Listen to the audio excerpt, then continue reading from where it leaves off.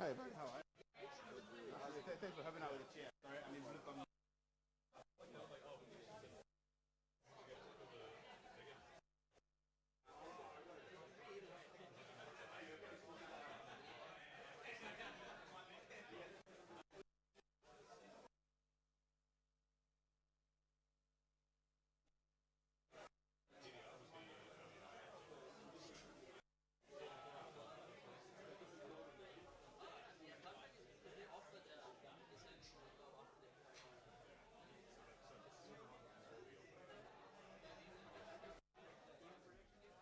Hey, everyone.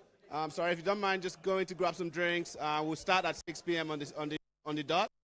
I believe there's something to eat and we can start. So, thank you.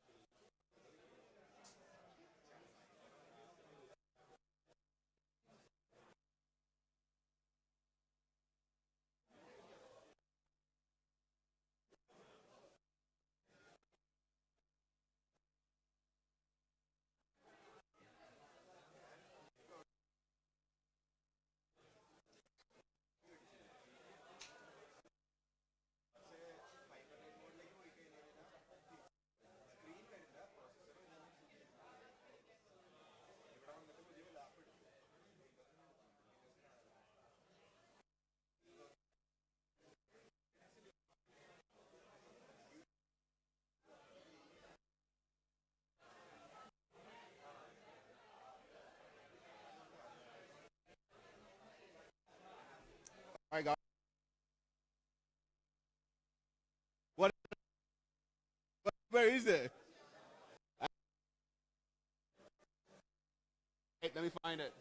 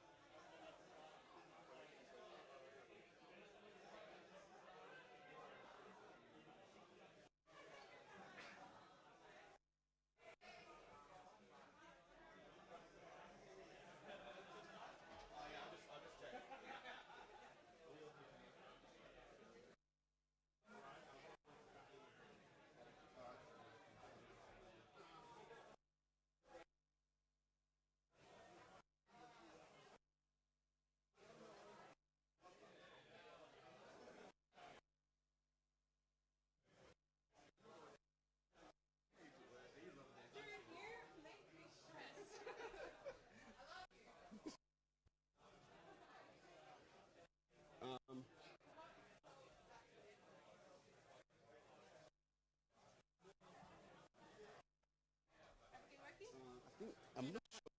All right. I think they. I don't. You see what I mean? Hi everyone! No, not.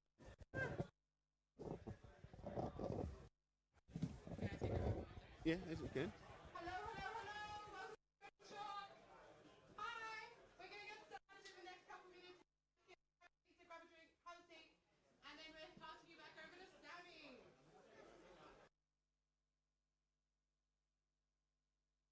Yeah. Increase the volume, please. Okay, so just for your knowledge, green, Green one. Yep. one, or black. There. Yep. If you go above yellow, it's going to go... Yeah.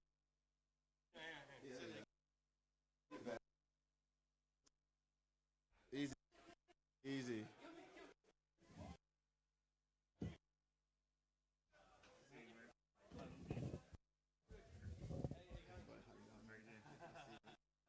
Go grab some food.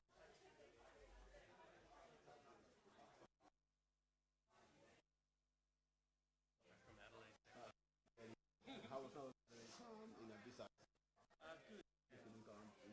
Stuff. Hey, how you going? All right, guys, grab something to eat. We are going to start in about 10 minutes. And for those online, you can definitely go grab something to eat from the kitchen. If you're already at work, because it's probably 9 a.m. back in Africa right now.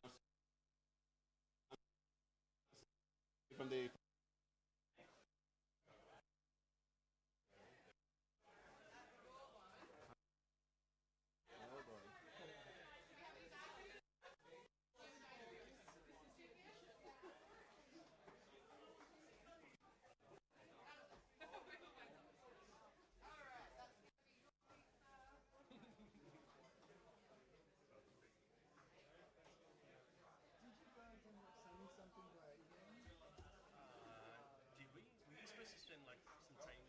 yeah, where we focused on BlueCon this for today. There's a lot to get this one going. So once we're done with that, that one is just still this close to finishing. So it's a matter of do we move on or do we go? When you're supposed to send out like symmetry. Everything was on. You need your laptop.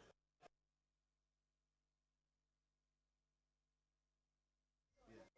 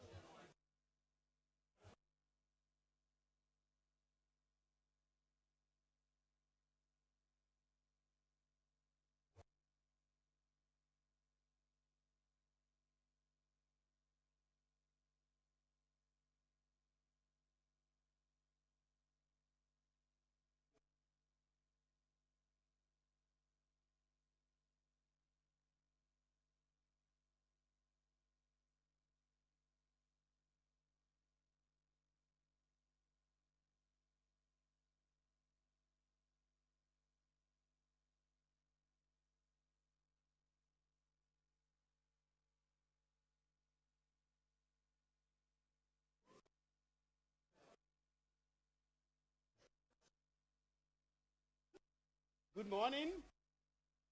One morning.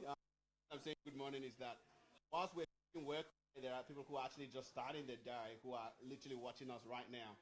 We're going to give a shout out to them in just a few minutes. Thank you very much for coming to Blue X0C. Very good. Well, I'm your host, Sammy Chucks, the founder and CEO of Cyberlink.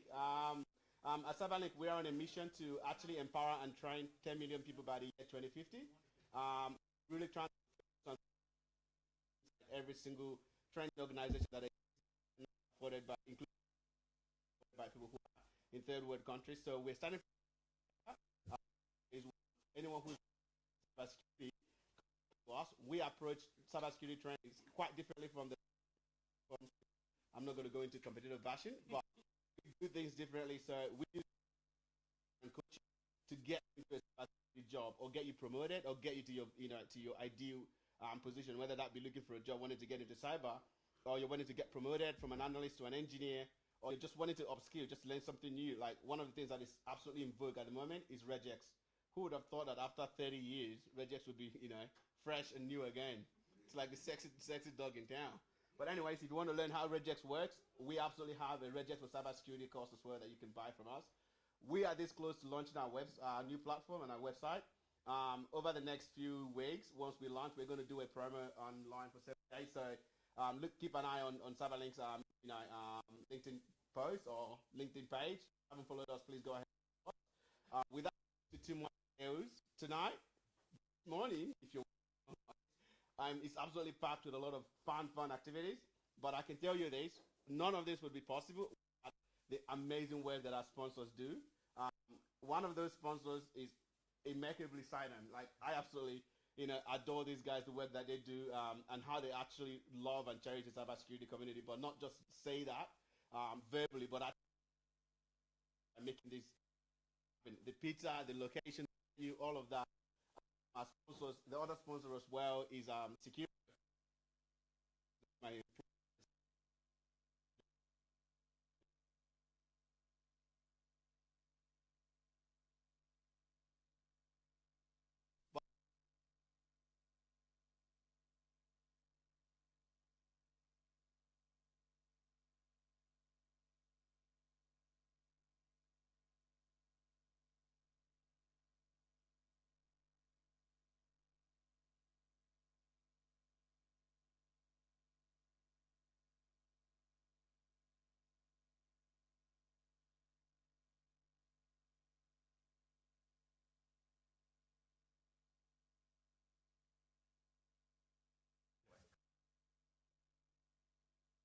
Please. I always, when I grow up, I want to be like you. But, yeah. All right. So before we actually begin, today we are doing something a bit different. We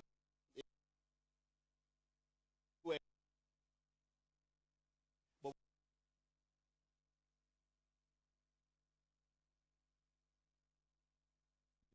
so I'm both and Nathan Curnow.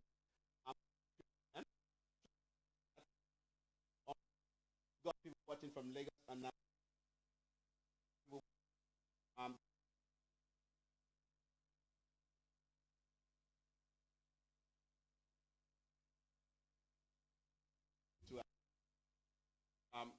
to knowledge sharing table. That right, cool. All right. So if you hear me, if they can still hear me online, please hi. No, you can't see us. The camera is focused because we're the superstar of the game. But yeah. But thank you so much for watching. Thank you so much. The community is growing up, and we've got so many people watching those locations today. Hopefully we can fix the sound issue. Is it because I'm too far away from that one? Right, okay. Guys, where's the paparazzis? Come on, someone take a photo. This is my moment of free press. But anyways, thanks so much for coming. So quickly, so Jack shares his journey from audio engineering to cybersecurity, and now essentially a threat hunter at Sekuro. So Jack is in my team. Surprise, surprise. His presentation covers the identification of contextual, frequency-based, and anomaly in large enterprise, and how threat hunters can leverage other SIM platforms to detect behavioral baseline and suspicious and malicious activities. So essentially, Jack's presentation today is titled Subject versus Context Anomalies. Please, everyone, give it up to Jack. And the second person who's going to be in Curnow, so brings a is from SOC operations, malware analysis. I call him the alchemist. So watch out, guys. If you receive an email from Nathan, it's probably malware. In this workshop, it will lead participants through analyzing and obfuscated malware using PowerShell, the best programming language for offensive security people, so including threat actors. Talking about threat actors, did you guys know that when we started putting BlueCon Africa, we got the attention of some threat actor in Hong Kong? So we actually went DOST, I would say. So whoever is doing it, if you can hear me, watch out. BlueConians are very curious. They will find you wherever you are. But let's give it up as well. So Nathan is going to be doing the workshop. All right. You can leave now. So Jack, I'll let you take over. Just go out the middle of the building.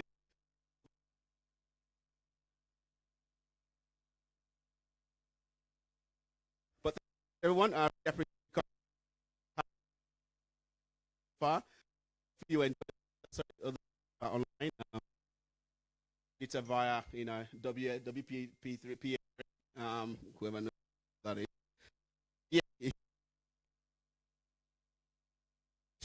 Enjoy part of the event, but yeah, we'll hand it over to Jack. So we go.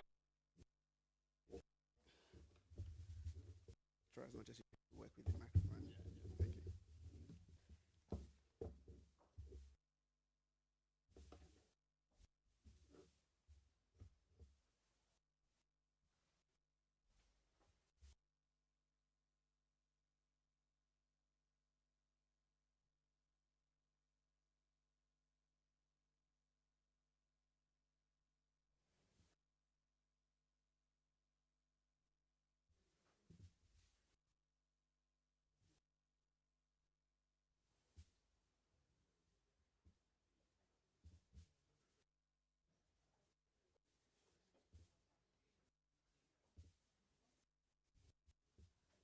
Okay.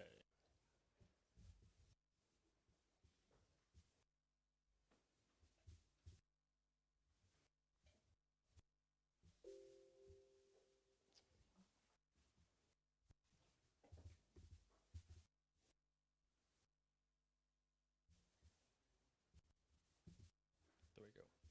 Okay. Hello, everybody. My name is Jack Thomson. Sorry, did you get the updated slide?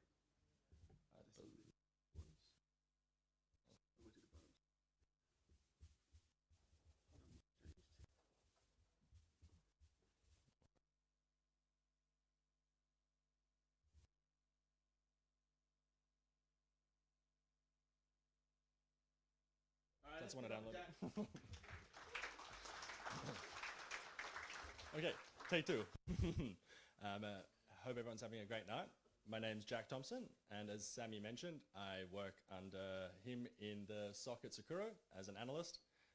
My daily responsibilities range from keeping an eye on the queue and the tickets coming in, and spending time sort of proactively hunting through clients' environments, and also trying to just have a solid understanding of what it is that we have to work with when it comes to the data sources at work. So today's presentation is going to be focused on how to approach finding malicious or suspicious activity in an environment where we may not really have any sort of indicator or detection in order to be working from to guide us. So that's going to be the general kind of concept that we're going to be learning about. And we're going to ideally leave this talk today with at least some sort of idea of what to be keeping an eye out for, and hopefully even some kind of maybe process or methodology that we can follow, which will help us become a bit more efficient at this sort of thing. So what I'll quickly start with is just a touch more of a background on myself. So I spent my early 20s living in the Northern Rivers of New South Wales, studying audio engineering. I decided to move down to Melbourne in pursuit of a career in video game and sound design. And then COVID hit later, and that made me reassess what I was trying to do with myself. It made me start thinking what else was there out there that I enjoyed, and coincidentally at the time there started being the free certificate 4s offered at TAFE by the government, and so I utilised that opportunity to study at Swinburne, and from there I was able to get my hands on with Splunk and get a bit of a chance to experiment with deploying stuff in AWS and whatnot. And then from there I got a little bit of experience working in a high school doing IT support, and thought that I was at the stage where I was ready for a job in Sekuro. Turns out I wasn't at all. And technical interview, which made me realize that the knowledge that I'd gained at a Cert 4 at TAFE wasn't going to be sufficient in order to be able to work in a SOC. And so from there, I pretty much just committed all my free time to studying my Blue Team Level 1 whilst trying to do as many labs and things like that as I could. And that went pretty well, although I took quite a long time to get through the BTL1, given that I wanted to be very thorough. And I was quite lucky where a few months later, keeping an eye on the fact that I'd continued my studies and development, and so they reached out to me and asked if I would be interested in an interview for a new position that was open, and things pretty much progressed from there to where I am now. So yeah, my background is not years and years in cyber by any means, but yeah, I have done what I can to sort of get myself exposed to as much as possible. Okay, so that's, yeah, pretty much what there is to know about me. And not sure if anyone is noticing, but up the top there would be an example of what we would consider, anomaly, as we can see some form of encoding, which we would not expect to necessarily be there, right? So that's a little 64 for who am I, which I thought was kind of funny, but my girlfriend didn't, so there we go. So, did anyone notice that that was base 64 out of interest? Okay, cool. So we'll come back to it, but one of the topics that we're going to cover today is the eye test, and how we as humans are quite lucky in the way that we use our eye to detect things that are just visually out of place via patterns and experience, but we'll touch on that a bit more soon. So, as mentioned, today's presentation is going to be focused on understanding the different types of anomalies that we could expect to observe when we're trying to find evil in an environment. Now, it's important as well just to quickly understand and emphasize that this is about different ways of thinking about things. It's not going to necessarily be super technical in the way that you should still be able to take some learnings from this, even if you are not someone with years and years of experience, though at the same time, the more you've looked at the logs in an environment, the better you're going to be at noticing things that are out of place. So, to begin with, we need to be able to understand what are the common types of anomalies that could be evident in data that we have access to that may indicate malicious activity. Two nice ways of categorizing that would be a subject anomaly and a content anomaly. Now, can anybody tell me what looks strange about that person in the top right-hand corner? Thank you. So, obviously, a human being having 6 fingers is not something that we would consider normal, and we can tell that that subject is an anomaly purely based on the fact that we can see 6 fingers there. And so it's the subject itself which is strange and likely should be investigated further. Now, if we're having a look at the zebra there, is there anything that seems strange or out of place about it? Shouldn't be in the city. So, we're trying to make the distinction here between a subject anomaly and a content anomaly. A subject anomaly is when it is alone, no surrounding context. It's is what is weird. A context anomaly is only going to appear to be anomalous when it is viewed in a context and its surroundings. Now, that's something which is going to be quite important to be keeping in mind, and it's going to be reinforcing this whole idea of, obviously, the more we know a subject and the surroundings and the better understanding we have of that, the more effective we're going to identify, is this anomaly out of place?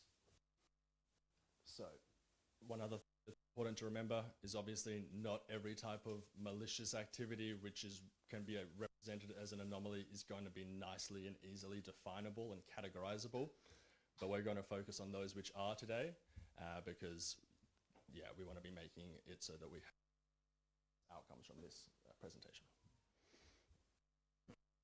Okay, so looking at this list of processes here and trying to keep in mind what made it so we were able to identify before. Is anybody able to tell me which of those processes looks strange or out of place? I think you had your hand up first. Awesome. So that's a fantastic pick. And so we know that svc host.exe isn't expected to have a 0 instead of an O there, is it?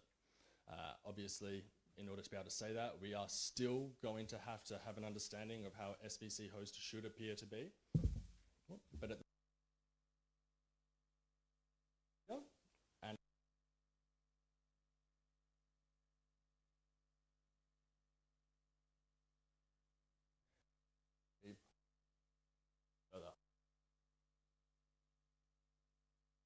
is emphasizing the eye test and the fact that human beings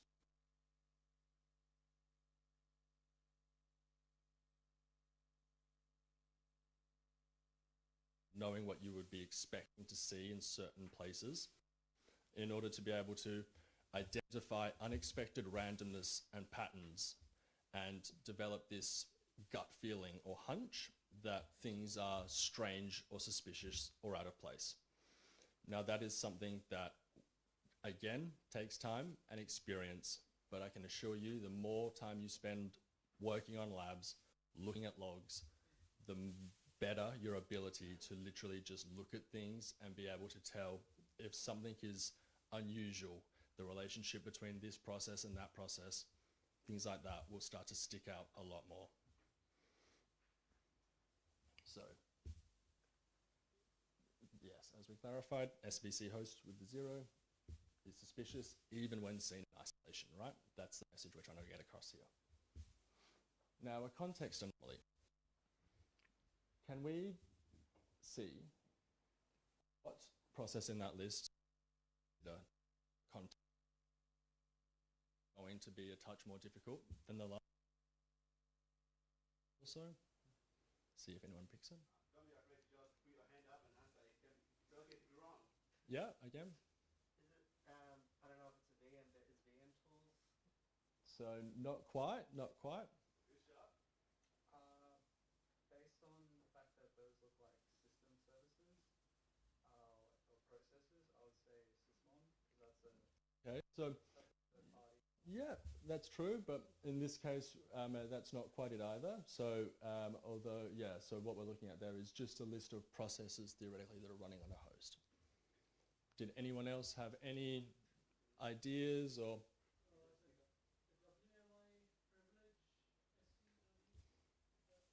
Not quite, no.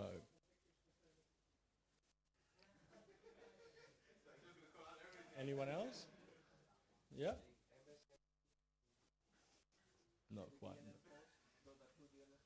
You can have 2 DLL hosts, but that's the right train of thought. That's the closest answer so far.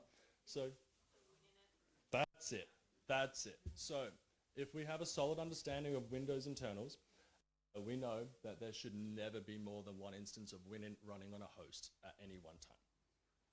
So this is the idea we're trying to emphasize, where you need to understand that in this instance, the only way that we would be able to understand that that is anomalous is by having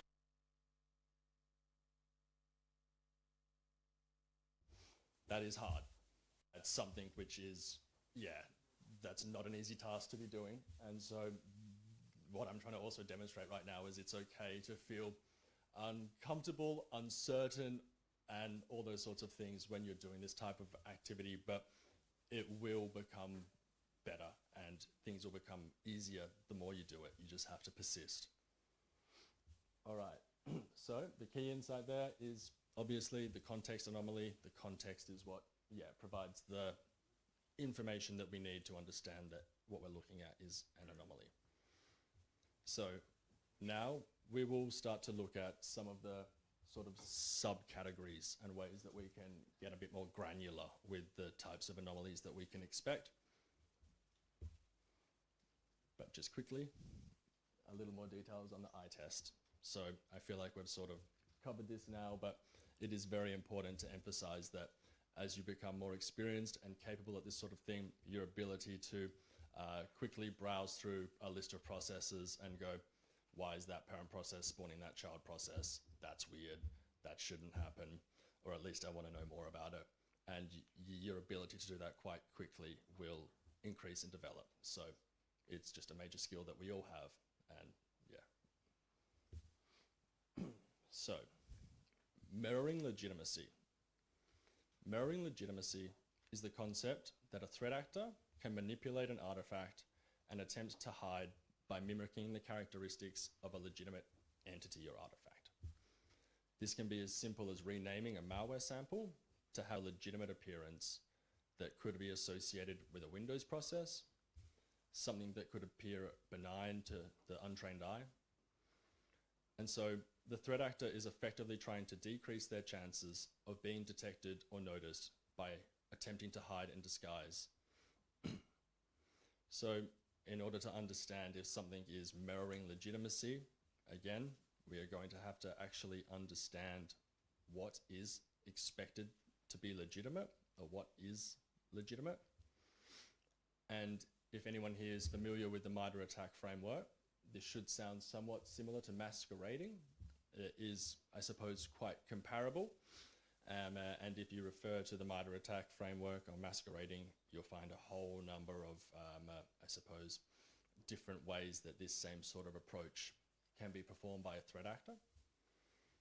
And so there's a couple of different examples of where this type of anomaly may be present. Obviously, the process example, what we sort of noted before with SVC host being misspelt, it's an attempt to sort of mirror legitimacy there. Another thing you can quite commonly see is threat actors creating accounts that they create and name the account in a way which is either trying to remain undetected so it looks like it could be a generically named, or they could be maybe paying attention to the naming convention that they've observed in the environment and they're therefore creating a username that conforms to that. But particularly the service account, seeing accounts being created like SVC backup, SQL admin, SVC app, but anything that might be more likely to go unrecognized or to slip past someone who's browsing through the logs and looking for something suspicious. Now, the example of how this anomaly type can be present in domains is interesting. Most people, I assume, would be aware of what typo squatting is, where a threat actor will create a domain which is only a slight variation, likely one spelling mistake off of what would be the target domain, I suppose. And that is something that can be readily detectable just with the eye test. But obviously, there's also things like homeograph attacks, which are not going to be as easily detected just by using your eyes. So you would likely need to have another approach for how you're wanting to deal with trying to find that sort of activity. So there's a couple of different ways we can attempt to detect a process that's masquerading. It depends on how we're approaching it and how we're thinking about it. And so you'd need to write some form of hypothesis or at least a statement of what was going to guide your mindset, approach, or how you were going to be thinking about what type of process you were looking for at this point. But say you had a process like svchost.exe, and you know that that process should only be found at 2 file paths, one with system32 in it and one with syswow64. You could write a search that is going to look for when that process occurs in a file path that does not contain either of those files. Now, the downside to performing a search like that is you're going to need to have a target process in mind that you're suspicious of already at this stage. You're not always actually going to be getting to that point. That's kind of the halfway stage where you've actually found something interesting. And so prior to that, if you're wanting to, I suppose, find a process which is maybe doing something out of the ordinary, you're finding maybe it's present in too many places or something like that, you could be looking for any evidence of that process occurring where it's counted at more than one individual file path or something like that. But it really just depends on the approach that you're taking and how you're wanting to work towards finding the evil that you're after. Good question. Would this be considered like when you're proactively looking for suspicious processes or maybe processes that have been hijacked? Would this be considered like threat hunting at this stage? So yeah, what I'm asked if the idea of proactively looking for processes that are doing strange things at this point would be considered threat hunting, and that is definitely threat hunting. The idea that you're proactively looking for things without any clear indicator necessarily be working from 100%. Threat hunting can be defined of and thought of as a couple of different things, but that's definitely the idea of proactively looking for something without knowing necessarily start and how is a definition of threat hunting. Was there any other questions at this stage or all good? Okay.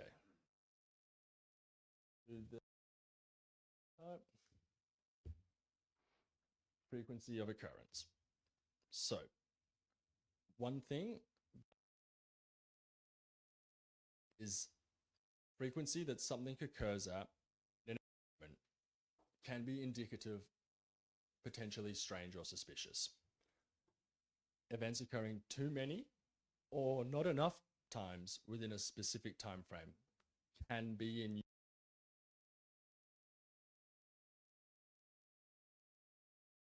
the network or the data that you're working with. There is a threat hunting technique that SANS talk about, which they call something along the lines of stack hunting, but it's just the idea, and it's got quite a fancy name, but it's just the idea that you perform some sort of aggregated count on a field that you know is likely to reveal suspicious or malicious activity, and knowing whether you expect a high frequency or low frequency occurrence of the target artifact, you then search through the data and look for things that look out of the ordinary. I can tell you now, you do that with a parent process and a process in an environment where there's been some bad things happening, and it will most likely not take you too long to potentially find some evidence of suspicious execution, which you will then hopefully be able to use to tie together other aspects of the kill chain and work out what a threat actor may be doing. But we will touch on that a bit more soon. So, as we know, a human can only attempt to type a password at a certain speed. And so authentication is a pretty easy example to utilize here. So if we see a series of authentication events occurring within an unusually short time frame, we must ask ourselves, is this normal? And that's obviously going to be one of the main signs of a brute force attack, which I figure a lot of people would be aware of what that is, right? So an external attacker of some description is firing as many attempted authentication, is firing authentication attempts via one means or another. Maybe they've obtained a list using, just some sort of like brute forcing tool. But brute forcing is one of the more easily identified types of attacks that would be evident if you were looking for something that was to be detected by a high frequency of occurrence. So one thing that needs to be emphasized again here is the understanding that you have of an environment and what's going on with it is going to be what allows you to make good use of this sort of anomaly. So if a user is an admin and they're observed authenticating to a number of different servers in a relatively short time frame using PowerShell, that might sound strange until you do some digging and you realize that they're running a PowerShell script which they're using to perform some remote administration on all of these hosts in the network, but they're not actually interactively logging onto them in any way, shape, or form or performing any actions. It's the same way a print server on a network, depending on the printer or print service that's been installed and been used, they can generate an authentication event for every single time a user sends a print job to the print server. And so you can see a crazy spike in authentication activity to a print server and be asking yourself what's going on. And if you don't have the contextual understanding as to what the purpose of that server is, you may have alarm bells ringing when they don't need to be. And so again, having a baseline understanding of what's going on in the environment, who's expected to be a privileged user doing what, these are all very important things. So by understanding the standard sort of expectation of frequency of something and the surrounding context, we can more readily identify any sorts of outliers. Now, one thing that we should be keeping in mind is if we do not have as much time as we would like to develop a baseline understanding of an environment, and that is something which generally does take a while, and so this is not an uncommon situation, you're still able to make good use of some queries which you can then run historically. For instance, if you wanted to understand, is this type of authentication activity normal, you could run a very basic query searching for performing a count of failed authentication events, run it over the last 7 days, and then compare that to the 7 days before that, 7 days before that, 7 days before that. There's some very simple things you can do to at least get a basic understanding of, is this really out of whack and really out of the ordinary, or is this something that I see that sort of historically occurs quite a bit? So, although authentication is one of the main data sources of relevance for this anomaly, it can also be applied to process execution. So, as mentioned before, well, this is slightly different, but if a process is executed far too few or far too many times on a host, there is a chance that there could be something worth investigating further. Now, obviously, it will depend on the nature of the process and the relationships that it has, i.e. with any other parent or child processes, but there are certain processes which you would expect to be occurring frequently as opposed to not. And very often, just by looking at those processes that rarely occur on a host, there's a chance that you're going to spot something which will at least lead you to some findings that, if nothing else, will give you a better understanding of what's going on in the environment.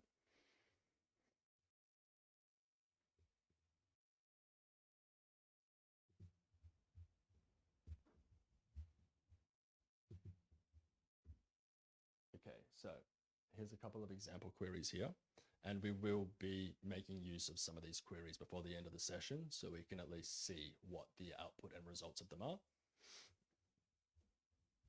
And so we have the ability to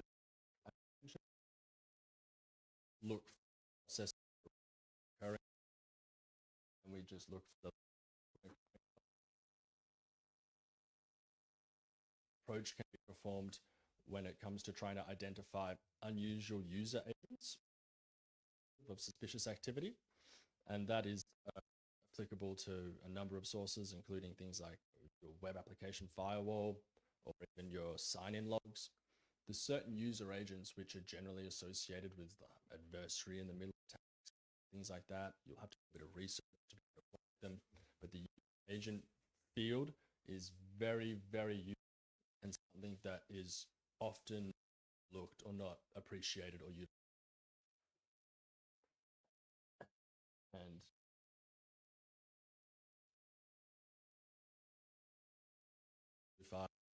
And there's two variations, and the reason I did two different is depending on the data you're working with, will sometimes determine that one type of query is going to be more effective than the other. And sometimes it can be as simple as introducing something like the bin command, which is then going to allow you to deal with timeframes of data within the total time range you're working with. And that can be a really, really good way of getting a better understanding of what sort of activities occurring within a time span when it comes to understanding the frequency of occurrence side of things. So to kind of summarize here, to be able to hunt for frequency of occurrence in Splunk specifically, stats count by command. So just stats count. We're performing an aggregation on a field or, yeah. Could you give an example like where the user agent field can be used in malicious way or how we can? Yep. So we're wanting to know how the user agent field can be used to identify malicious activity. So give me one. Give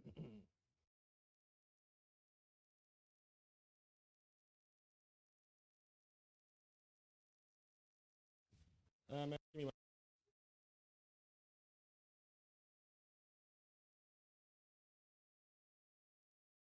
Thinking of, yes. So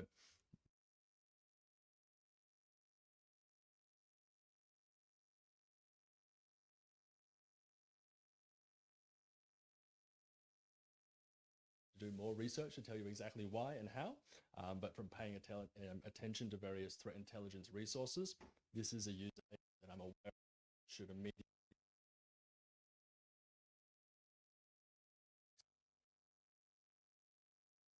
good reasons seeing with this. But yeah, from doing some research yesterday on somewhat recently observed user agent, that user agent is something which is, yeah, advert in the middle phishing attack. Within my environment or organization, I use if there is Sorry. like Mozilla, Firefox, user agent field. So is that application of? No.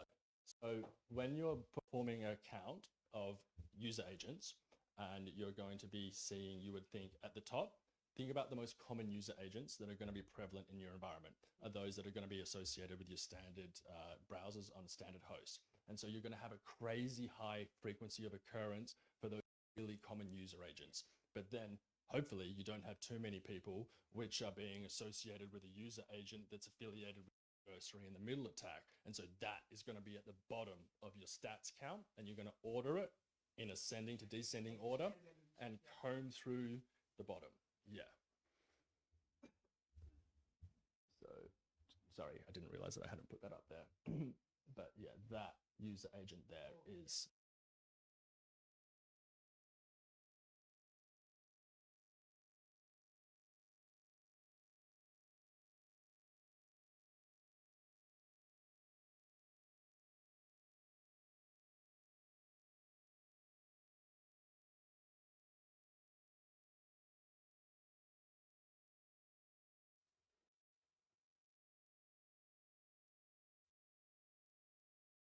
Now,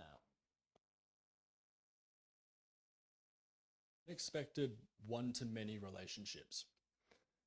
Now, one source or versa, when it's not expected in the given context, can be indicative of something worth investigating more, an anomaly or something suspicious. So this anomaly type focuses on the behavior and the nature of the relationships between various artifacts or entities. And that could range from a host in your network that's making an unusual number of connections to other hosts on the network, or a process on an endpoint that's spawning an unusually large number of child processes. And so let's have a look at the example here. And so we can see in this table that it contains authentication activity for the user J Smith. And we can see all of it has originated from a single source IP. And we can see a number of different host names there. Now, our contextual understanding of J Smith's role is going to be crucial to us knowing, is this suspicious or not? If we don't know if J Smith is an admin, if they're just a user that's expected to only be authenticating to their workstation, this is going to have alarm bells ringing, right? I mean, we don't have a time frame there, so that's something that we'd also be wanting to understand. But the role of the user and that surrounding context is going to be absolutely crucial here.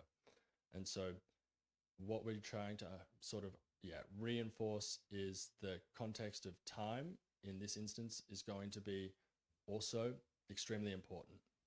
Time, just in general, when it comes to performing any type of investigation, is the most useful, one of the most useful pieces of information you can work with, because it is the only field or piece of information that is consistent between absolutely every data source and log you'll work with, hopefully. You'll have a time field that you can use to correlate and understand what's gone on then in relation to the timeline of events of significance. So I cannot emphasize this enough, becoming familiar with how to work time with your SIEM or search, and to be making life very difficult for yourself if you're not putting the time into at least just understanding, do that with a high level of just efficiency and competence, however that may be. Yep. Yep. In a defined time frame, but that's,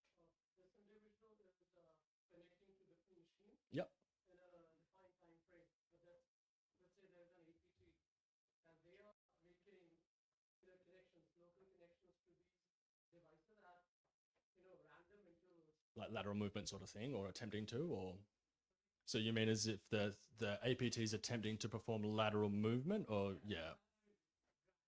Maybe, Mm-hmm.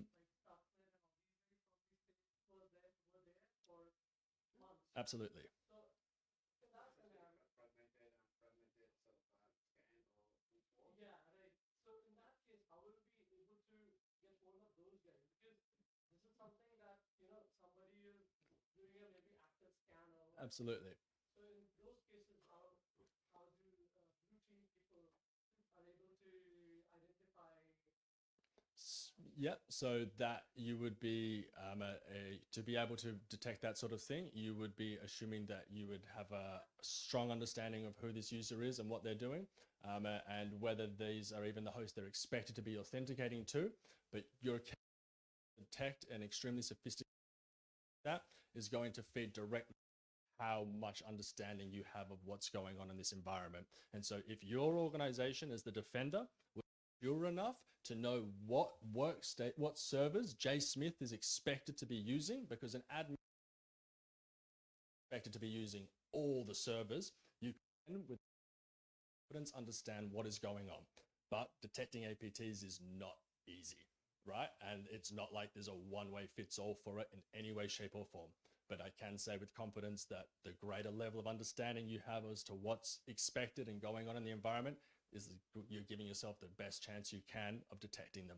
But yeah, I feel like that's the best way that I could probably try to answer that.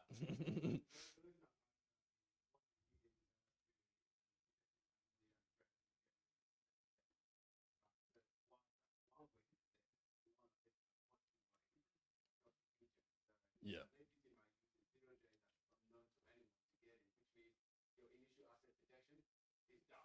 Absolutely.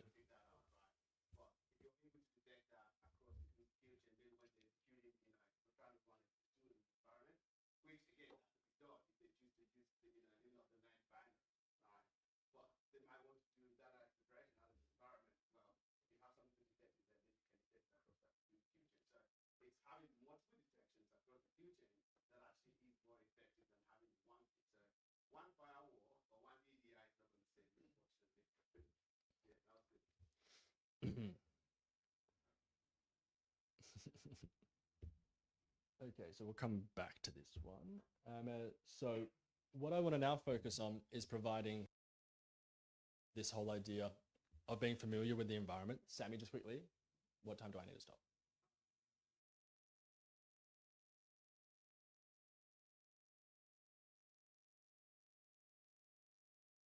yeah, I feel like I would be doing everyone a disservice if I didn't provide a couple of just quick, effective ways working to understand the data that you have to work with and the ways of thinking about that. So becoming familiar with an environment that could contain hundreds of millions of logs being generated from many data sources over a period of a day or two can feel very overwhelming. And taking the time to proactively work through that environment to understand the data that's available is time consuming. Although it is always a good idea and time well spent, it is not going to be a quick process. So it's important that you understand your SIEM tool well enough that you're able to generate some queries that you can use to validate the data sources that are available to you. Starting any type of investigation even and validating the data that you have access to is essential. There is nothing worse than spending hours working with Windows event logs where command line auditing has not been enabled for to find you had sysmon logs. I can assure you you will not be happy with yourself. So the level of granularity that these types of queries can provide is going to be dependent on how much data is in the environment, obviously. But I can assure you, by running something like that top query there, which will show you the source types that are present in an index, and obviously from there you could get more granular to show the hosts that have what source types, and then which indexes are mapped to which hosts and the source types contained within them. But doing some basic searching like this to begin with will allow you to know what you have to work with. It's essential. It's two ways of thinking about this as well. What data do I have to work with just in general? And what data do I have to work with that is relevant to the artifact that I'm investigating? These are both two different trains of thought and are both things that should be done. Obviously, to begin with, you're going to want to know how much data you have to work with. And then once you're starting to drill down on the artifact of relevance, you're going to want to know what data do I have that's associated specifically with this. So those queries on the right-hand side there would give you some basic idea of what you're working with. You can go more detailed than that, but just the basics of that will still be time well spent. So now I will quickly, all right. Let's see if I can just find one thing to show some examples.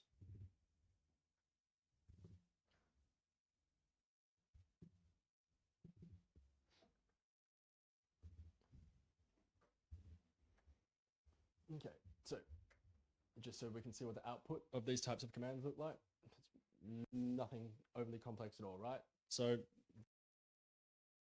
XML window, and we can browse through here.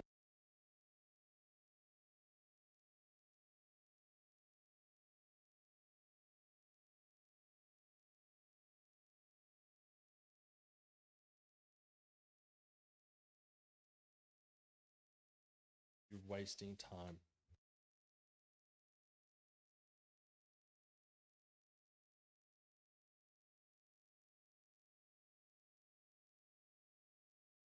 The process execution.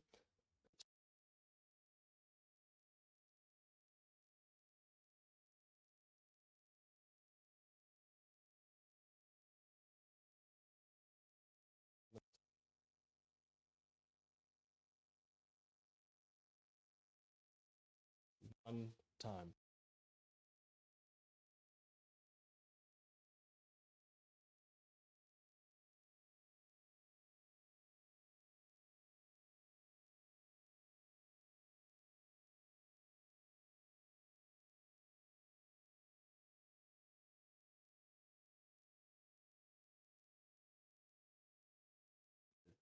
Okay.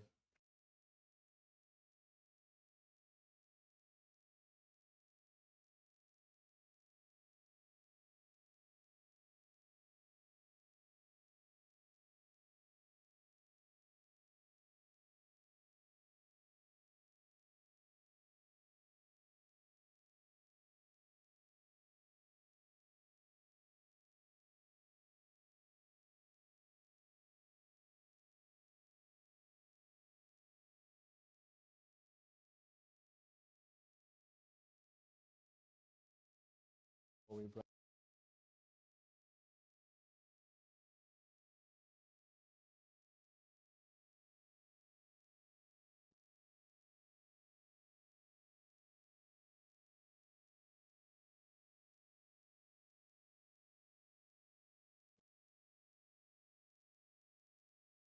and to work out at least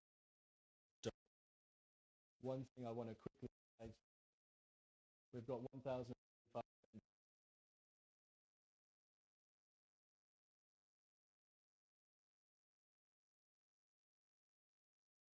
Summarize all of this data that we're working with and have fewer events.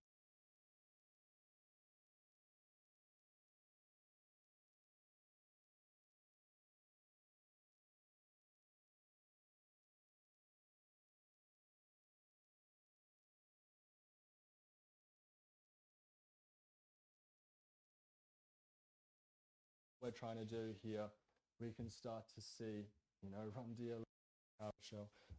These should all be things we want to know more, but I assure you that having these starting points to work from when you where to look will give you motivation and encouragement and able to start working out where and begin your investigation.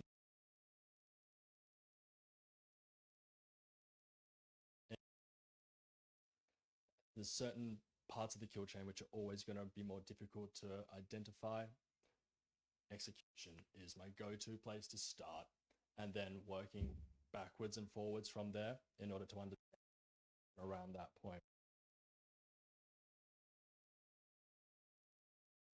Pretty much everything good for time.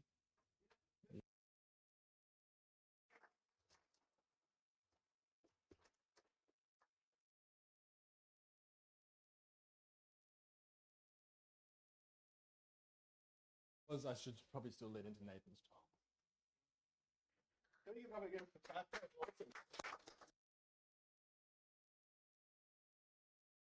See those still with us, but one who's here, how have been so far? Like seriously.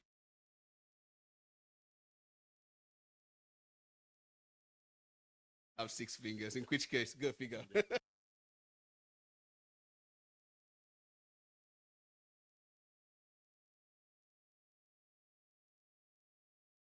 Anyone have any questions so far? Yeah.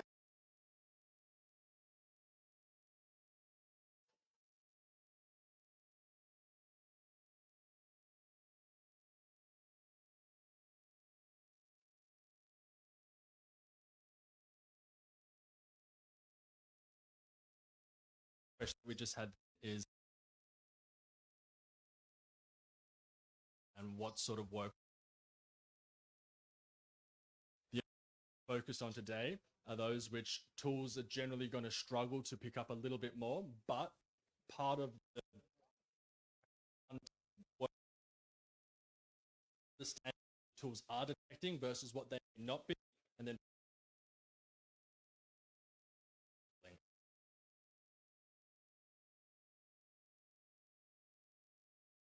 your tools and your environment, you'll understand where they fall short, and that's where you focus.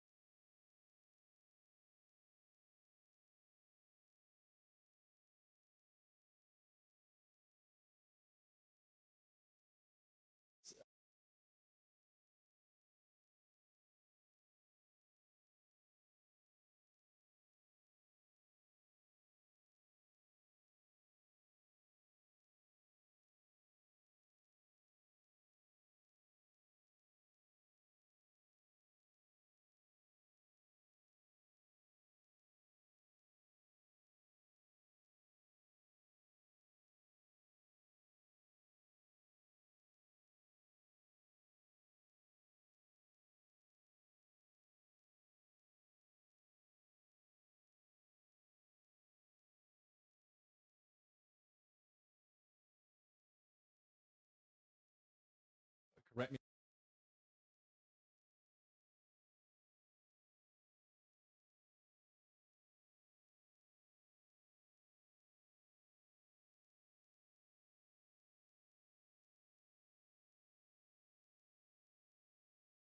Service from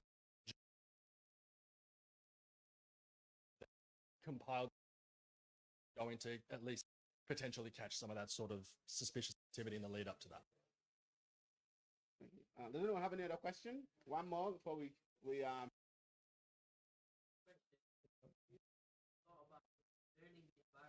Yes.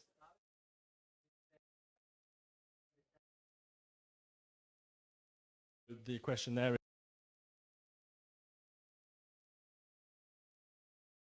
time.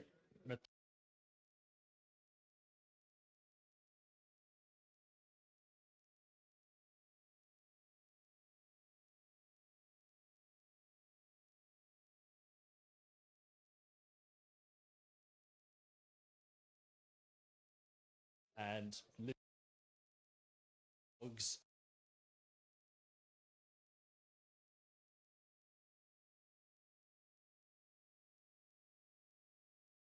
No, that's good. That was awesome.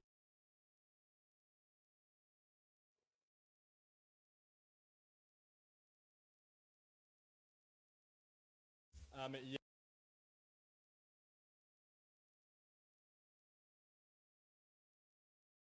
Framework which is totally vendor agnostic.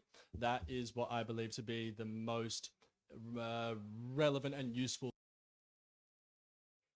work. The yeah. Questions from online? None. All right, let's give it up for Jack again. That was awesome.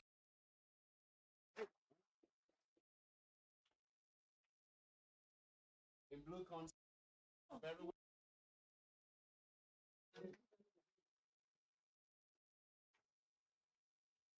All right, that was cool. Hopefully no one is falling asleep on us.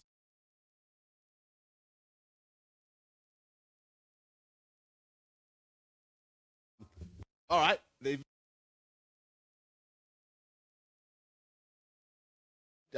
Curnow. Quick housekeeping. If you're here and you haven't followed us on LinkedIn, BlueCon, or any of our actual codes on your table, so can everyone have a look at that quickly? Get rid of the chat boxes. If you scan that with your phone, you would actually be able to connect with us. So we're often having conversations online on LinkedIn. We also are going to open up a Discord server as well soon. So this is one way that you can keep up to date. So scan that. You can also reach out. Cyberlink is opening up a free strategy session. So if you're here and you wanted to get into cybersecurity, can you put your hand up if you're not already affiliated? Anyone here wanted to get into cybersecurity? Cool. All right. No strings attached. We would actually give you a free cybersecurity.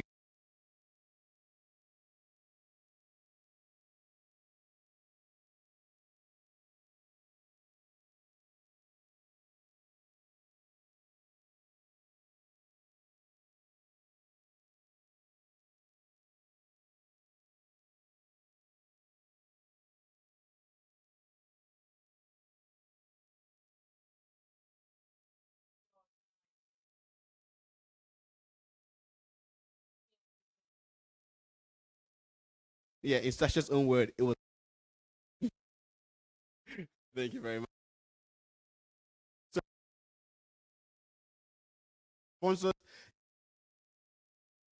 from that straight away. And sorry. So, yeah.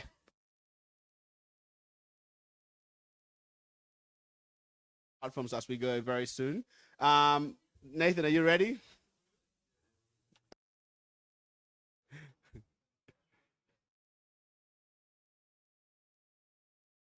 Having some technical human glitch.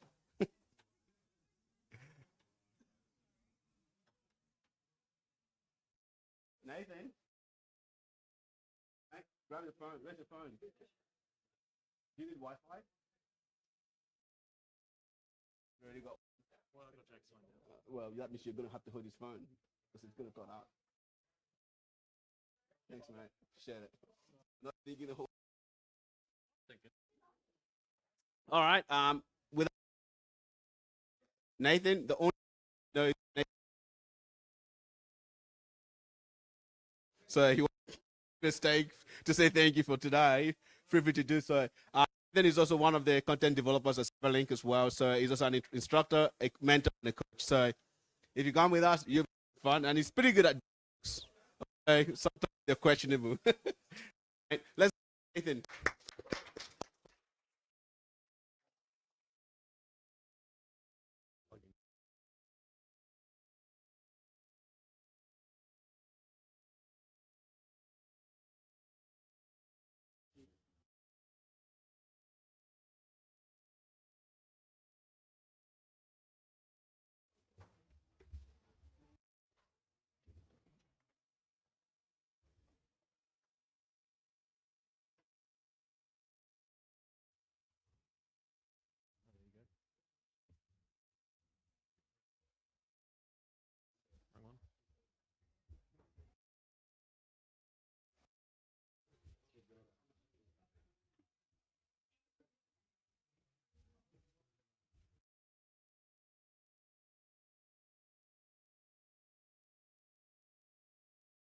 That's a good question.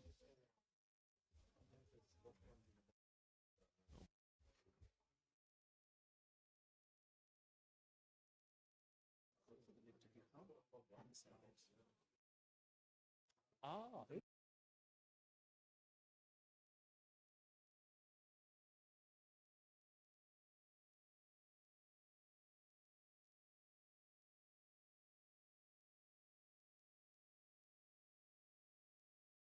my mouse. Yeah, it's in my bag.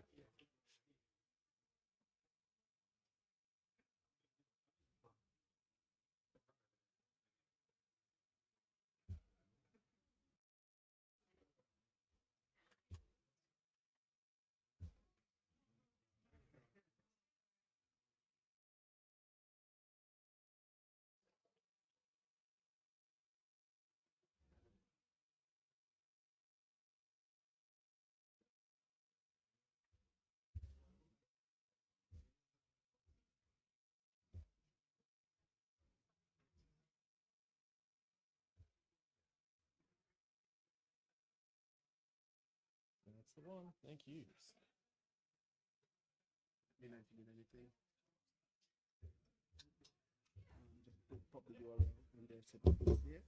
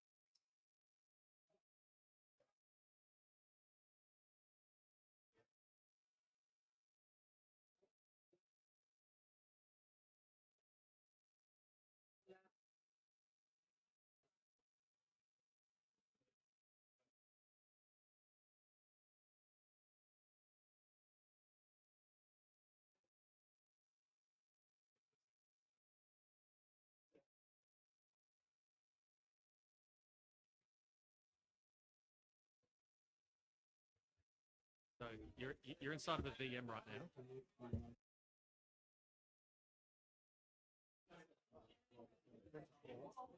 You need to know where that screen is okay. And you have about 30, 35 minutes. So you can see here, see, identify. Yep. Until that one is gone. I'm just going to one. Okay. So now you can literally just move anything across. See that? Okay. What is in here is what you can see. What is over there is what you can see. So you Right. can move it. So see it there.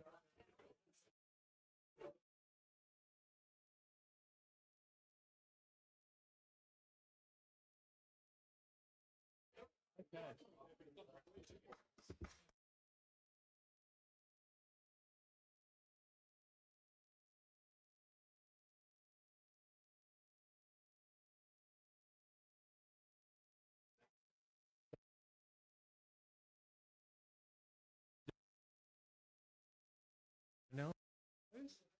And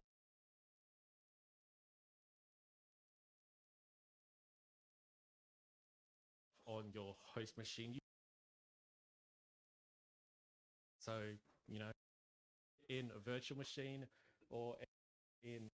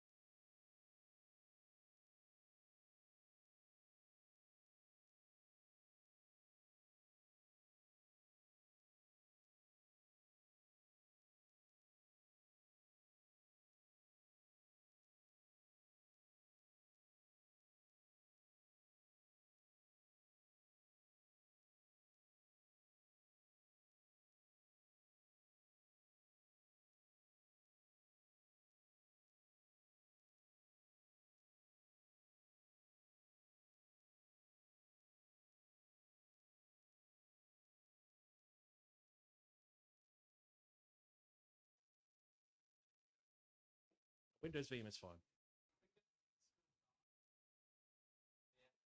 Uh, there's a wipe in it. It will destroy everything in your system, and there's also a stealer, which steal credentials and other things if you have anything on it. But it's for Windows machines. You can it's a PowerShell script. You can run Linux or Mac OS. You'll just have to install PowerShell, and yeah, to a certain point, you might actually be safe on Linux or Mac OS, because some of the C2 you're actually active anymore. But if we're talking about executing it on Windows, especially the wipe, yeah, you will destroy the operating system for sure.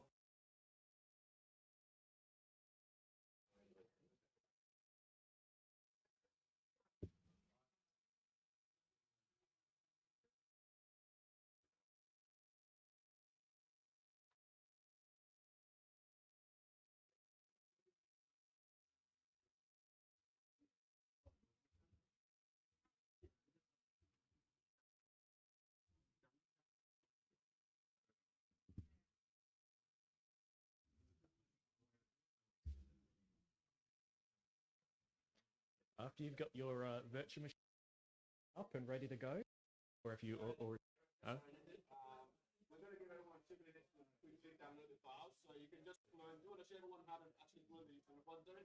so you can either click on this code button and download the zip file, or you can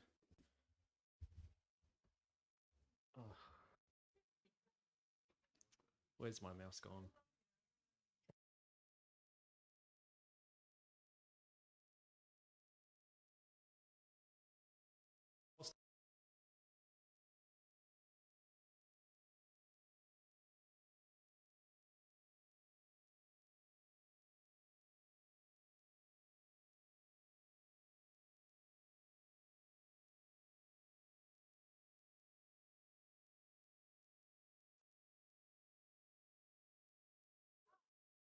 And we'll download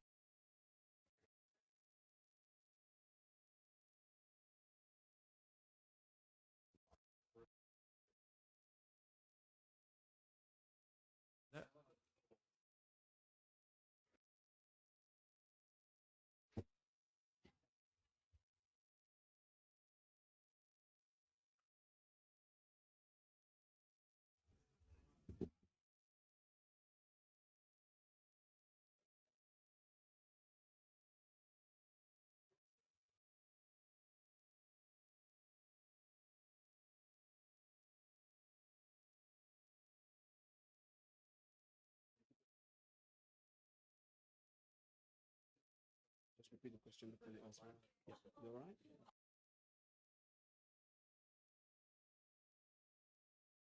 The president didn't know, right?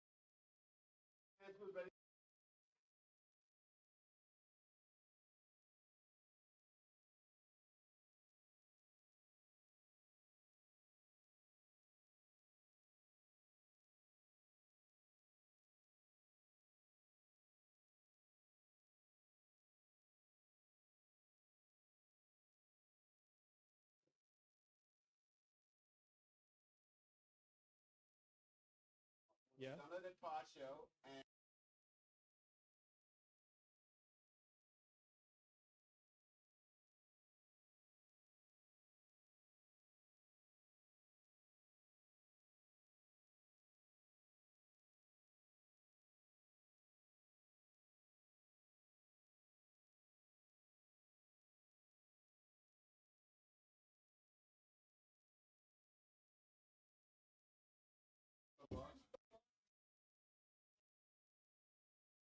Able drag and drop.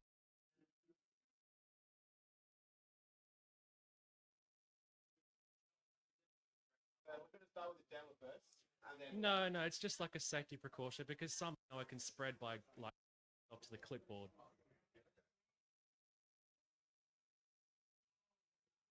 all right. Nathan, please go with the demo. All right.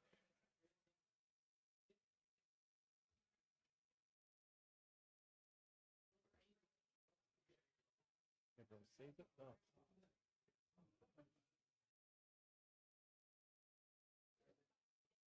You can actually do this. Way nicer, but how do I?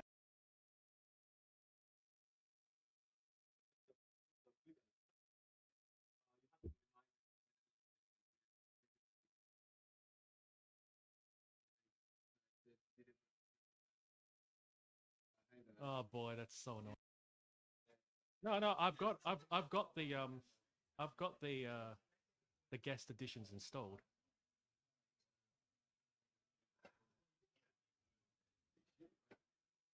Work. I've got. Let back over here so I can actually see what I'm doing.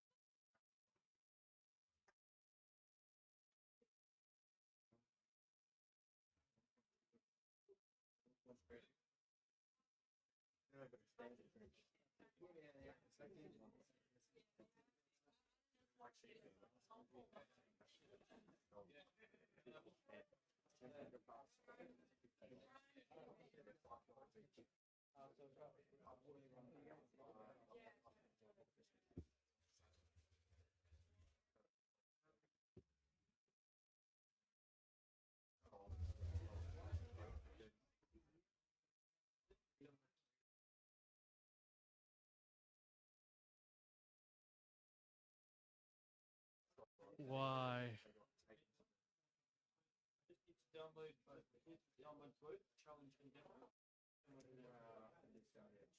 You need to download demo and challenge. Yep. Do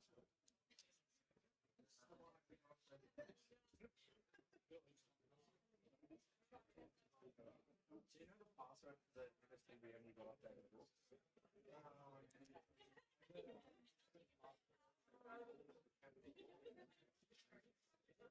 Capital P W O 0 R D exclamation.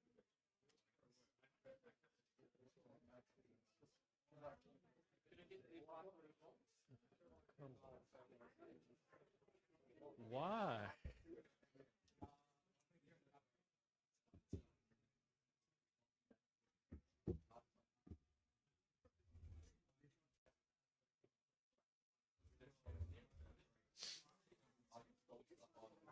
Mate, it works on my screen fine. Yeah, that's all. Just keep going, and then just speak up so that people can actually hear you and pay attention.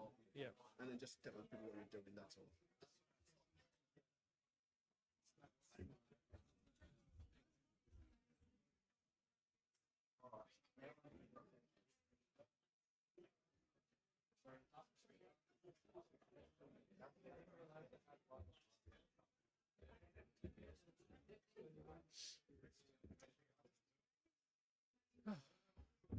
All right. So I'm not sure what's going on. We're having weird technical difficulties. Everything looks normal on my end, but when I bring it over to this screen, it comes up all smaller and strange. And I'm not sure, but I'm just going to continue like this.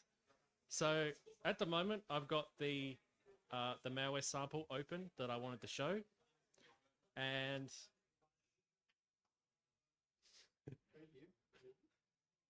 yep. So I've got the malware sample open that I wanted to show, and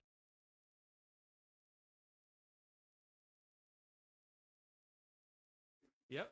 So this is the malware sample I wanted to show, and I wanted to get, I don't know, maybe like a quick show of hands who actually would have an idea of how to go about reversing this. No idea. Yeah.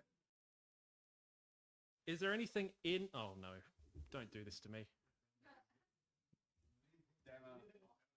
Oh my gosh. Whatever. I'll work with it.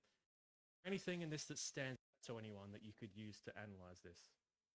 To make it easier to read, I suppose. Just open the file. This is the text file. This is the file. So you can open this file in GitHub and see that yourself. Yeah, you can actually follow along with me. You don't have to just watch everything I do. And then open the file directly from the That is something, but I'm actually looking for something that would help me read this easier. So what I was hoping people would point out is the semicolons here. No one can see that. And I suppose, yeah, no one can see it because the screen is so small, which is really annoying. So in a lot of older programming languages, a semicolon is usually used to denote the end of a line. So a lot of newer languages will support this feature and allow people to write all their code on one single line, which threat actors abuse to make things harder to read.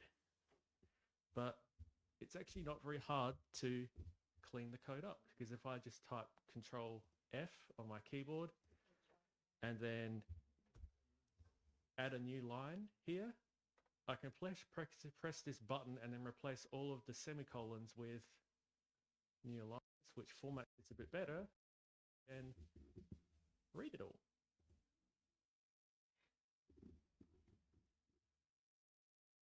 So generally the way to go about analyzing malware or just reversing stuff in general is to kind of analyze what the code is doing, change variable names, change function names, and kind of document what it is you're seeing. And if you do that, all of this will start making sense. So if I just take this, I can see that I'm going to put this on a different line, because I can see that this is a command that is specific to running this on Windows, and I'm doing this on Linux.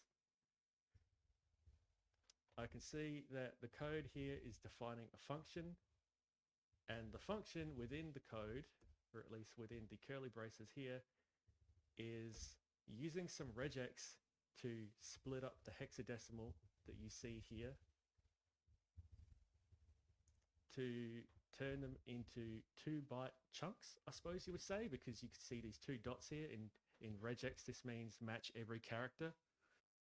Match every character that exists within the ASCII table. And to replace that with this 0x notation, meaning this is hexadecimal. So this will split this, or at least turn this string that's being passed to this function into a list, which will format it to make it kind of like this.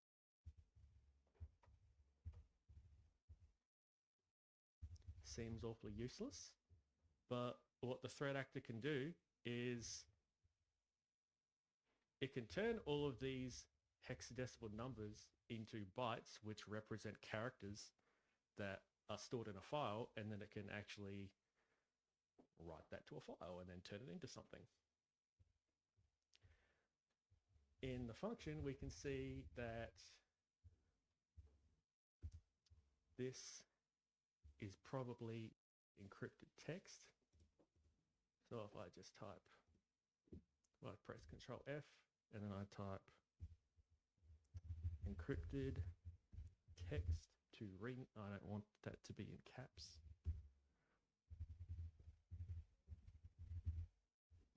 Nice spelling.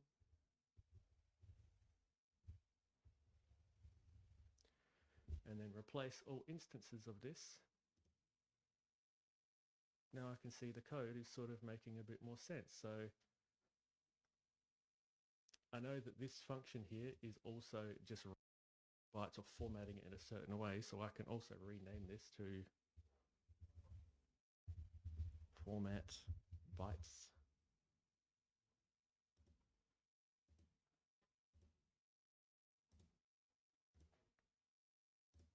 So that's doing this, and you will see a lot of this sort of stuff when you'll see like a lot of threat actors calling random functions within code, and you'll be like, I have no idea what that does.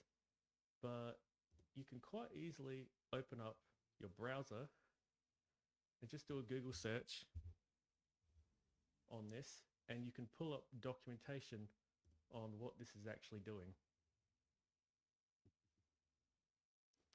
So, yep. Are you looking at the challenge one right now, or the demo? Demo. Yep. Thank you. Yeah, no problem. So as we can see, this creates a cryptographic object to perform a symmetric algorithm.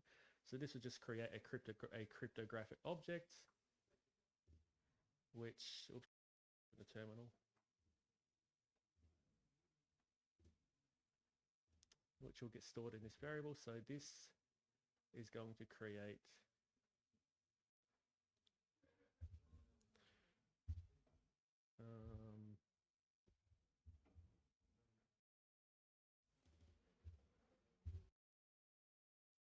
I'm going to call this like oh, right. What am I doing?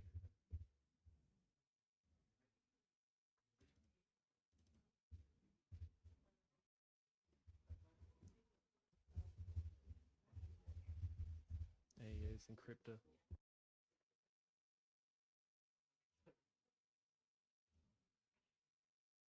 So we can see that the threat actor is now reading in a key that is transforming this into bytes as well. The initialization vector, part of the AES key, is 16 bytes in length.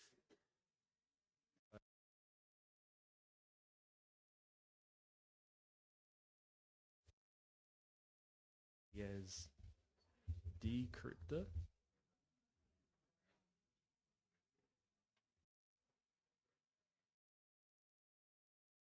It makes so where the code is being executed and where the resources are being freed. So from here, I can actually just comment out these lines that PowerShell is going to ignore this. And if I type the command write host and then grab this variable,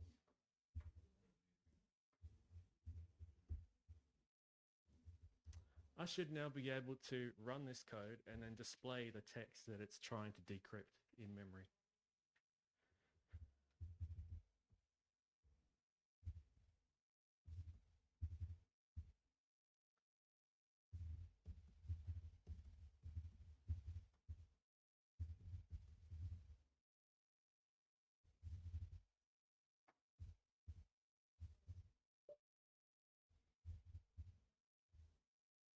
And there it is. So now can I make that bigger? I mean, I'll dump it to a file and then we can see it in the file in VS. So dumped file.ps1.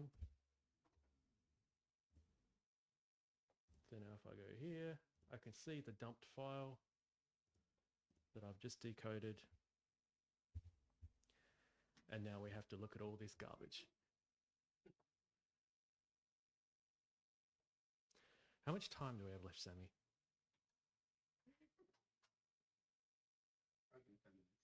10 minutes?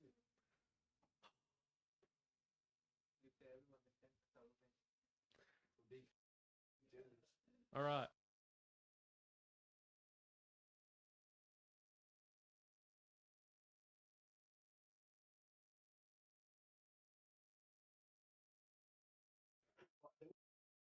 Typically what we do, if this is your first time coming to Blue,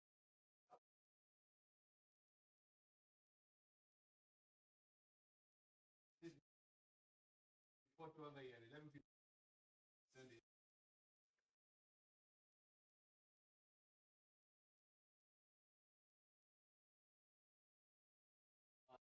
It's worse than the last guy that's great stuff.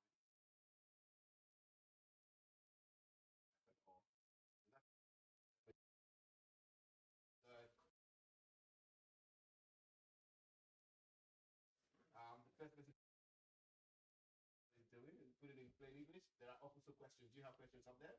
I do have questions, but that's actually that's in a separate file, and I'll just go and. Well, don't worry. We'll that's. It's going to be on Discord. No, I mean.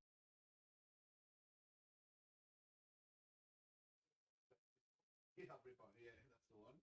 So will that be for the challenge? Yeah. So you can still play with the demo just like Nathan is doing. So that repository is going to be available and live, so anyone can use it at any point.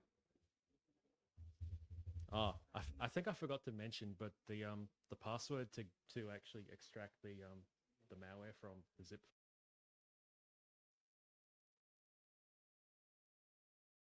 No, okay.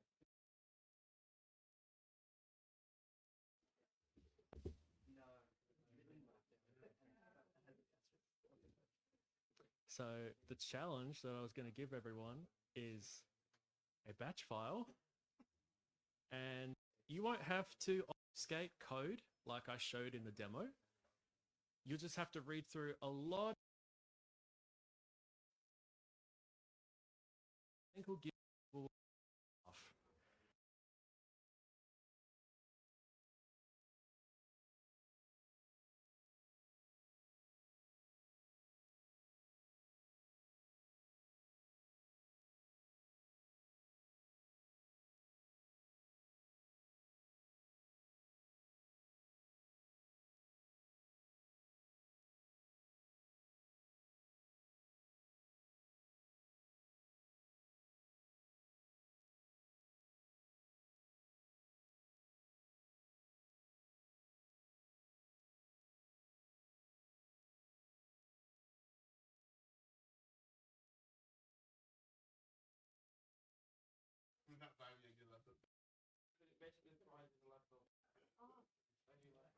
So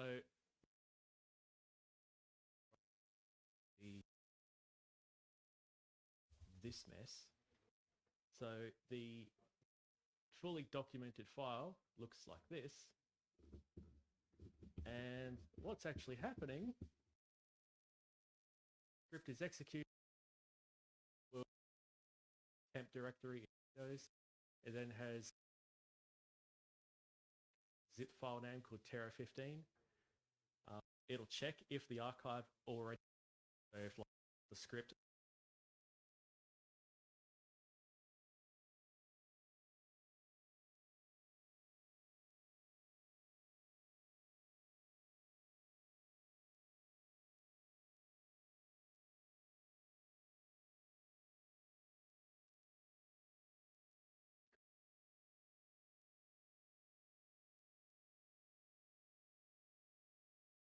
F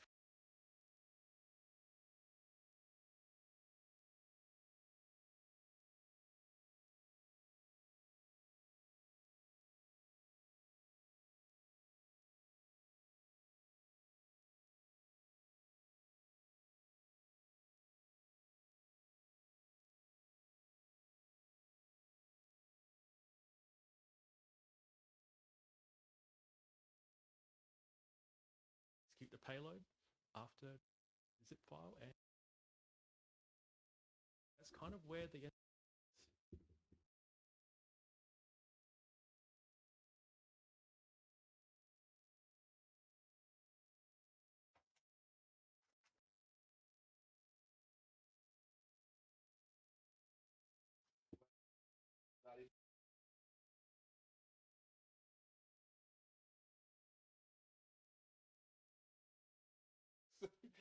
So that was awesome. So I'm sure people are probably here who've never really done malware reverse engineering before. Yeah,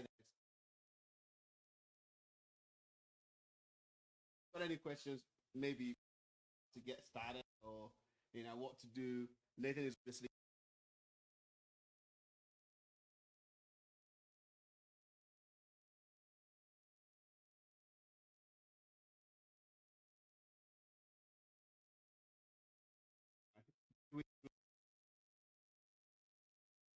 that's what might be wanting to do. Questions?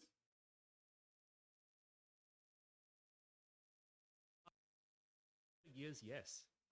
I didn't have any like motivations for that. I wanted to be a red teamer before I joined Sekuro on the blue team, so I wrote a lot of custom malware in C. Well, I'm sure Nathan would like to talk about his interview at Sekuro, which was run by your one and only Sammy. Yeah, in that interview, Sammy told me that my networking skills sucked, and no.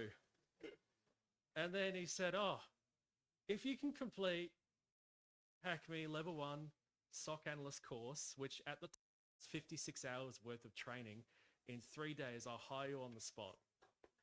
So I probably slept maybe 8 hours over 3 days. I did three all-nighters, and here I am. That's it. That's awesome, man. You're awesome. Look, thanks so much, everyone. Does anyone have any other question? You had one? Same. Same question. Any other questions? Now you know what it feels like to work with and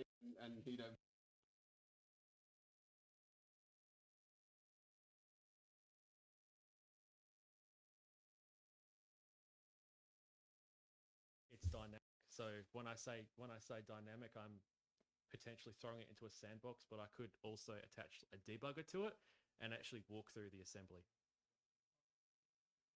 Yeah. Both.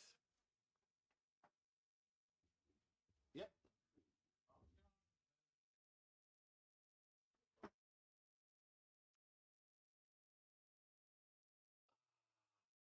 A helps, but the thing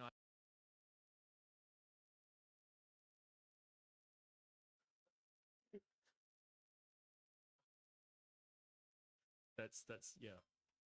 Well, I don't know what to say day to day because I don't actually do this as part of my job at Sekuro. This has been like a hobby for me for a long time, and I did it way before I ever joined Sekuro. And I don't think Sekuro would pay me to do this. He would love that. He keeps going, Sammy. Let's do. I'm like, no customer is paying for it. Move on. Any other questions? All right, let's give it up for Nathan.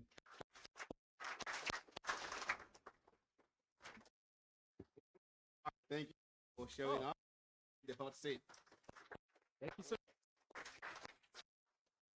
The seat is very hot. It's really sweaty up here. Get away. All right, so we're doing something a bit different today, Run. So we're going to be recording a bunch of shots. So we're going to be asking for your feedback. Daphne, if you don't mind, put your hand up.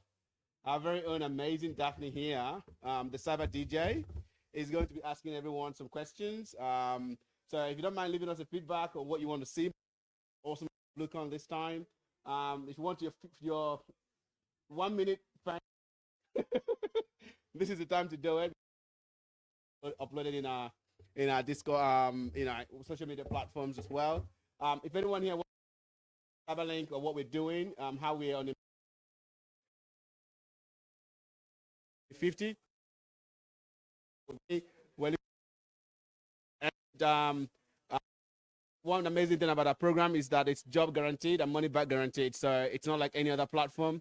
We would get a job and to break into this industry. So if you're looking, come have a chat with me. So Daphne, over to you.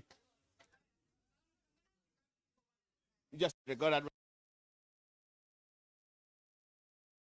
What I think.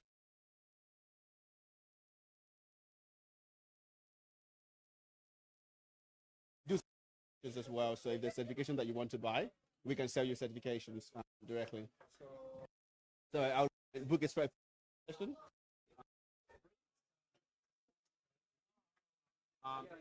Yeah, you scan that. So scan that again. That is practice session. What was your name?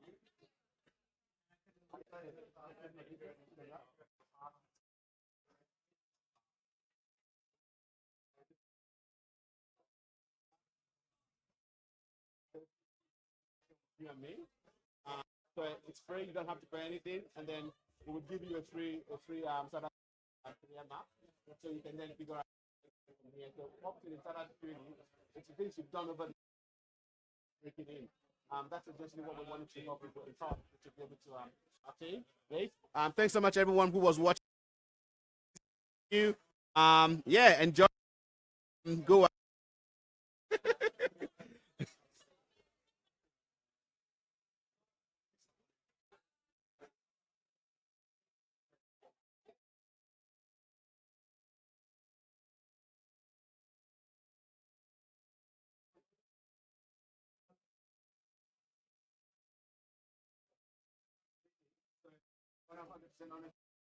University degree in garbage. Master degree at garbage. Oh.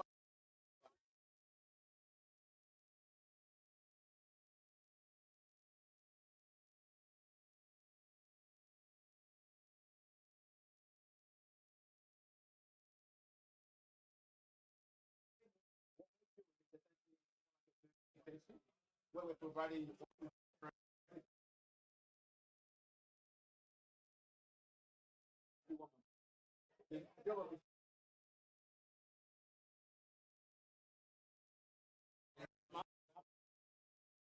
so that you actually keep to the program, and then within a short period of time, you have the skills required.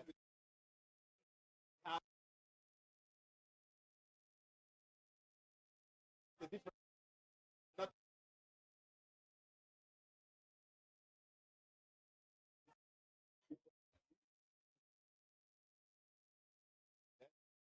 find out during the strategy.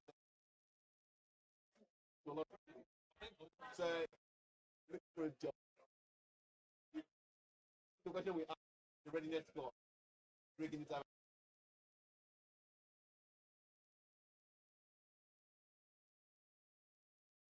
Genuinely ready to break in, and what we do, we get you a roadmap that shows you this is exactly what you need to do next based on your personal. No, we do cloud security, defensive security, offensive security, and GRC. No. Depending on the program, each one of the. Yeah, absolutely. One of my team members trying to get you to do these strategies, not sell our programs without a strategy session. It's not just another course. This is the thing that will actually get you into it. Like, I'm so glad you came here. Like,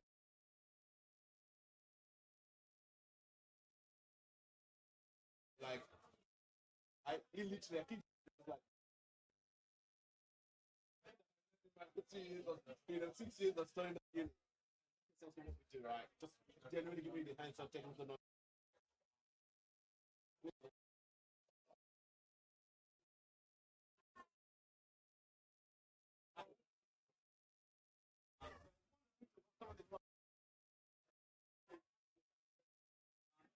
Wait, I'm not telling you anything to say anything to you. I'm trying to get everybody.